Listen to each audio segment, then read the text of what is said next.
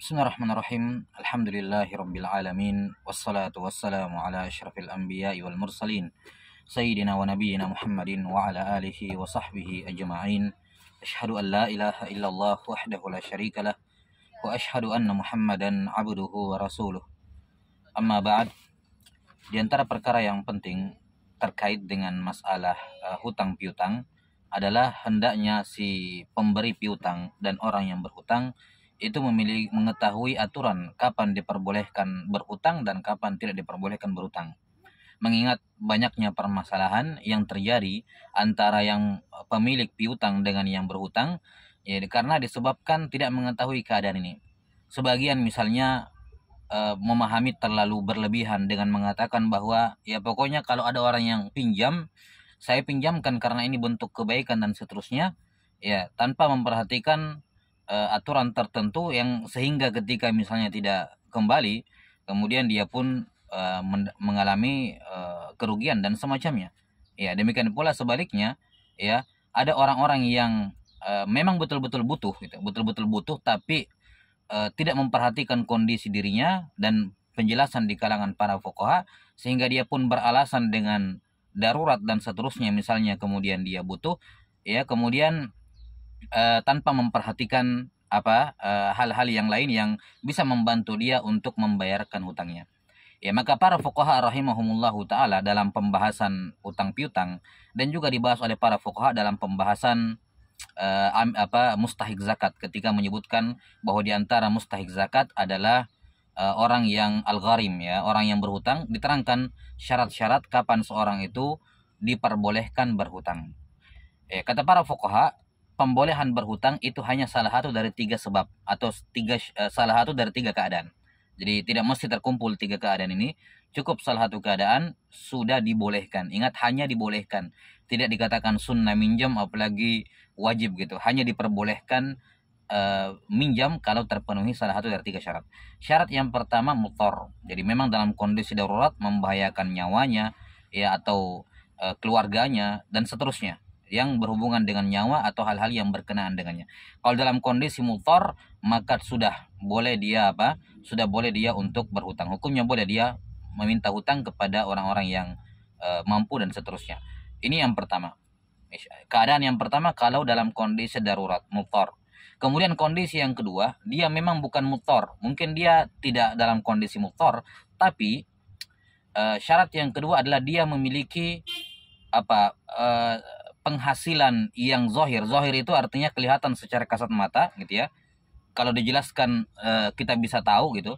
Secara hitung-hitungan dan kertas juga jelas bahwa dia punya penghasilan yang akan digunakan untuk membayarkan hutang nanti.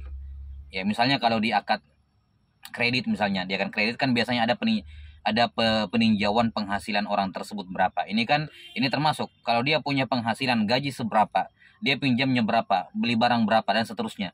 Sementara gajinya berapa? Oh, ini nggak masuk ini, gaji seperti ini. Nah, ini berarti sama seperti persyaratan kedua ini.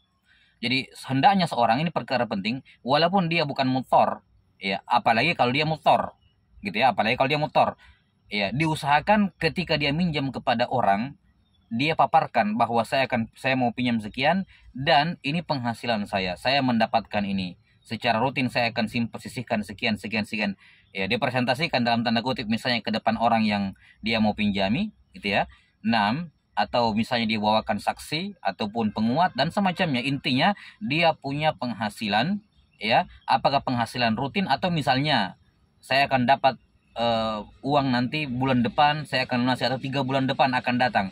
Dia kemukakan bukti-buktinya, misalnya gaji sekian, ya, kalau pegawai negeri misalnya, atau yang semacamnya, atau pembayaran proyek akan turun sekian, ini sudah ada notanya misalnya, atau yang semacamnya. Masalah intinya dia harus punya sebab yang zahir yang dia gunakan untuk membayar hutang nantinya.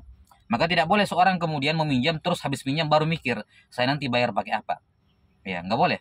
Ini tidak diperbolehkan. Jelas ya. Jadi kalau dia memiliki sebab yang zahir, sebab yang jelas, penghasilan yang jelas, ya, atau akan memperoleh nanti harta apapun bentuknya gitu ya, atau misalnya warisan, ya, misalnya kalau dia katakan saya akan bayar kalau saya dapat warisan, misalnya sementara keluarganya misalnya orang tuanya atau yang semacamnya yang akan mewariskan kepadanya dalam kondisi yang mungkin ya gitu ya. Dia jelaskan seperti itu. Kalau semua terserah kembali kepada pemilik piutang. Kalau dia terima ya nggak ada masalah, berarti dia ridho dengannya. Ya, ala kulli hal, jadi dia harus punya penghasilan yang jelas.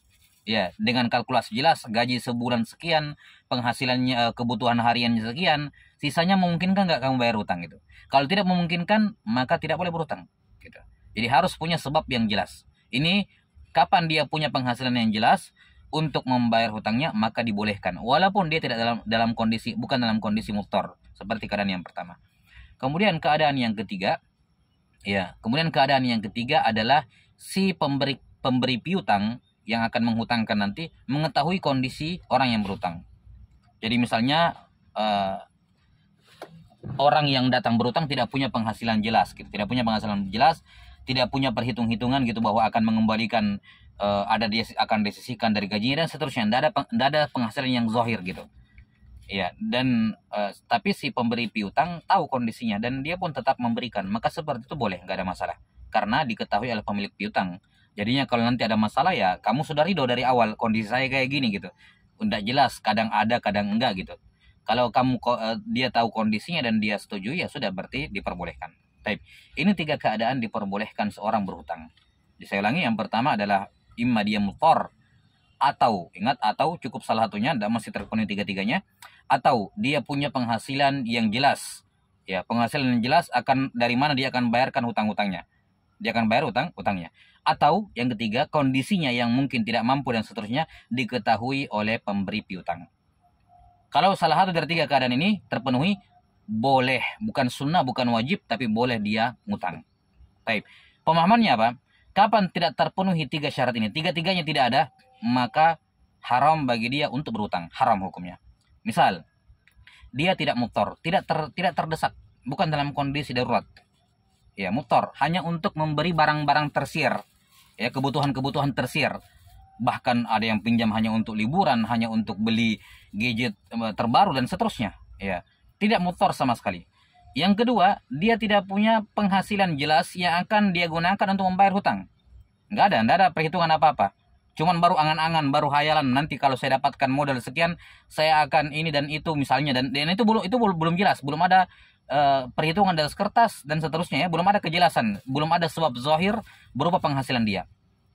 Dan keadaan yang ketiga ditambah dengan si pemberi piutang tidak mengetahui kondisinya. Dia misalnya dia berbohong, saya akan begini untuk membayar. Ternyata keadaan sebenarnya tidak seperti itu, dia sembunyikan. Ya, dia rahasiakan dari pemberi piutang, sehingga pemberi piutang pinjamkan karena berpikir, oh aman kalau gitu, dia punya gaji sekian gitu, utangnya sekian, bisalah dibayar. Karena dia sembunyikan kondisinya, ya akhirnya yang pemberi piutang pinjamkan dalam keadaan dia tidak sadar bahwa dia tertipu misalnya. Maka yang seperti ini hukumnya haram. Jelas ya?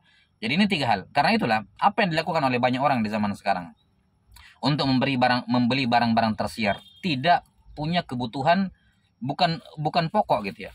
Ya.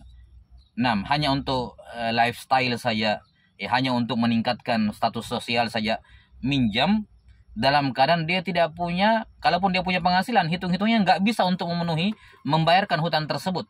Ya.